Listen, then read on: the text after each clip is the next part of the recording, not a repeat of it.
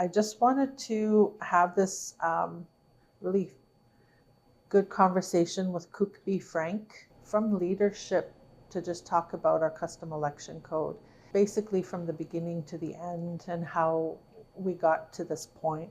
That this process has been really fulfilling. We had family pod meetings with the community, and they asked about the importance of their words. The best that I could to understand what this custom code process was and how we were able to get to the point of to the engagement process. In the past, there was a bit of a discrepancy with just understanding the code and the engagement part and having the communications. They asked that each family be addressed in through respect, giving them a space, providing food, giving them the material to decipher through the material, go through the material with, with administration or whoever is involved, and then give them the hard copy material to go back home to read through at their leisure. And I had explained to the council at that time is that if we're going to move forward with laws, bylaws, policies, that we had to go back to the beginning and we had to acknowledge that our language and our culture revitalization is really important, and we need to declare a state of emergency for our language. We've been losing a lot of our speakers and the ones that held our ceremonies. And so we went into the next phase of engagement, and we had our family pod sessions regrouped, and we had so many families come out, and some were large meetings, some of them were few, and then they would go back to their homes and talk about the custom election code with their family members. I guess when I think about the past, when I listen to Marilyn's story, it's the present with the work that she's doing. I really honor the work that she's done along with the communities, the family pods, everybody that's been involved from day one when we started this process. And so now we're getting to the point now where we've gone through our 3 readings, and now we're at the ratification vote, and now we're getting to the point where now our membership, we're going to have an opportunity to vote on this. With Bonaparte First Nations, we have never changed under the Indian Act custom election code, and this is the first time we do our own custom election code, which makes a huge difference for us moving forward. There's a lot of the work that was put into this was coming from the families, from individuals that really want to see change in this community. The big purpose is to change our format of how we do business in the band office, into administration. 2 years is not long enough for a chief and council to actually get a firm grip on what we're doing moving forward. It seems like as soon as we get elected, we have to start making those changes. So this 4-year term now has changed that paradigm. If we can get that election passed by December 12th, it's something that would be a legacy not only for the people that have worked on it, the leadership that is here today, but really it comes back to the community that's really wanted to see the change. And the membership is really starting to understand and fully understand what this election code does. It makes us more accountable. It gives us the opportunity to look at what we have in this custom election. And Marilyn, you can ask a few questions if you like to. Sure. What I had asked for was I want to have a comment grid from Bonaparte members and what their comments are and how they want to see it implemented in the code. Just imagine a boardroom table. All the members are sitting on one side and Canada is sitting on the other. We're not looking at provincial, we're not looking at municipal government, we're looking at Canada. I think in moving forward for them to understand that if they vote no, then we're still under the Indian Act. But if they vote yes, then that means Bonaparte will be taken out of the Indian Act. And that's really that's so powerful, because we've created our own law to say this is ours and this is how we want to be governed, and we're saying that this is what we want to see. Because this is kind of going back to our 4 pillars, to make sure that we don't forget where we come from, why I hold this feather. Our culture still needs to be the forefront of everything we decide to do, even though this is a policy and a procedure we follow through the Indian Act, I guess you would call it, and to create it into our own to make it a better community. It's the paper versus the feather, I call it. And at the end of the day, these two have to come together at some point. Kanukantwa, I always use that word, is helping one another to understand one another physically and mentally, the direction we're going and where we want to be. So again, we have to honor our past to know where we are today, because our future relies on the work that we do today. Going from the past into the future is really important, and how we maneuver through that. To get that political side out of it, even though it is about the politics of how you run a system, and it's the system that we want to change. It's not the people. It doesn't matter. I'm never going to be in this seat for the rest of my life, and I want to pass this on to a better area for our next leadership can actually take over and actually run the system a lot smoother.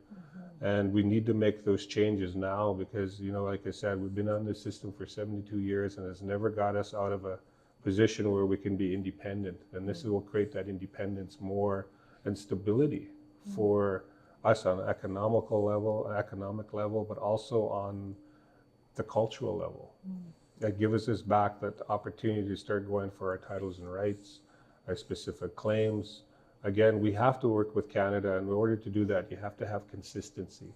I just wanted to talk about that this code, if it's voted yes, that it's not for this term, that it's for the next election.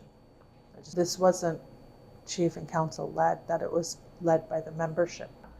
So in conclusion, with this, I just wanted to thank Frank for the time to talk about our custom election code. Thank you for your comments. They're real, and they're, I'm really thankful, for this time. And I just want people to grasp the code. I know if you haven't attended the family meetings or any of our open forums, the material is there for you. And we can work on how to get that information out. We're just sorting out those details this week. And thank you for your patience, and thank you for everybody that has put their time and effort in. And I look forward to seeing you on November. There is a Zoom link as well. So I just wanted to say that. Thank you. But I want to talk a little bit about, I guess you would say, the past Chief and Council that we went through, and just our last term. And I think terms before too, that we went through a lot. There's always a lot of controversy that we go through when you're on Chief and Council. You take a lot of brunt of how people feel, whether they're in a good place or in a bad place, or just don't understand in total. And so I go back to the 4 pillars: the respect, the integrity, helping one another, taking care of one another. And sometimes we lose that when we're working together as a council, trying to move our community ahead from a colonial way of thinking of economics. And we kind of forget. I think the biggest part for us is the individuals that put their names up, like myself, and we go through a lot and we struggle through a lot together. And then before you know it, the 24 months are up, and then we get another opportunity if we choose to run again, or we choose not to run again, or we choose to go, or if we got in or if we don't get in. I think the biggest part for me is, as we go along the way, we forget that we're all family, and that we have to be a little bit more together when we start making decisions for a community as a whole. And when we do that, we seem to lose that concept of sitting around a campfire. We always seem to be sitting around a board, and the policies and everything that's driven that way. We lose who we are as individuals. And today I want to bring up, this past chief and council that I was on. It caused a lot of controversy within our families. And my goal when I first started as chief was to work together. And somewhere along the way, our indifferences got put in there, our personal feelings got involved, and we thought we were doing the right thing. And I definitely know, being a first chief, that I had a lot to learn. And a lot of it was for me, as I trust so many people. And that trust gets put onto other people that make decisions for us on a business level, but also on a community level. And one of the things I really want to talk about is, when we make mistakes, we never ever want to make amends to them. And I definitely struggled through my personal journey about what I had to deal with, and I had to make amends. It takes a lot to accept the failures. It takes a bigger person to actually admit that when they do something wrong, and they got to apologize to make those amends. And today I'm here to make amends to two people, and that's Marilyn Porter and Verna Billy Binabariat. And I'm sorry that not only did I know that you took a lot of brunt and a lot of hurt from this past council, from the community, from the outside. And the biggest thing that I had to go through was I had to sit there and watch it. And there was nothing I can do. And I was hoping that I can do a lot more to better our community, and I just couldn't do it alone, and I felt alone, and I didn't never admit that I needed help. But I really want to apologize to those two individuals, but not only them, but their families. I have a strong tie with both families, and I'm very sorry that the pain that you guys had to go through. We don't go down that path again to hurt one another. It's not the right thing to do. This custom election will give us that opportunity to make those changes, because I do believe everyone that runs for these positions have a heart. They have the respect, they have their integrity, they help one another, and they want to take care of one another. And that's what those 4 pillars were meant to be. And I hope that we can carry those forward. It means a lot to move ahead together, Kanukhantwa, helping one another. And the people that we bring into our community need to understand that they have to respect all of us, not just some of us. Yes, we come in as friendships, but we also leave as family. And that's something that I really believe in, that we have to bring in good people in order to do good work. And we're doing that more and more each day. We keep hiring the right people that want to do the work. And at the end of the day, it's a reflection of who we put in front of us, not behind us. And as leaders, I listened and I learned. And this last term, I learned a lot. And this term, I've learned a lot. And I'm looking forward to the next term, because I do believe that whoever gets in as chief and council again, we're never promised those positions. We have to work at it.